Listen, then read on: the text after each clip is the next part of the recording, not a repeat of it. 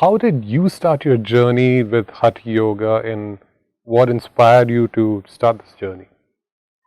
Um, for me, I've always been doing yoga, different types of yoga, and being an avid horse rider. Mm-hmm.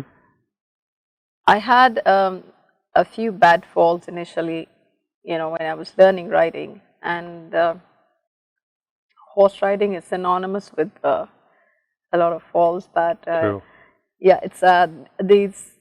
Some of them were like pretty major falls with broken bones and things like that. But and one factor, the key factor, which helped me get back to riding and get back to riding in a phenomenally short time, Mm-hmm.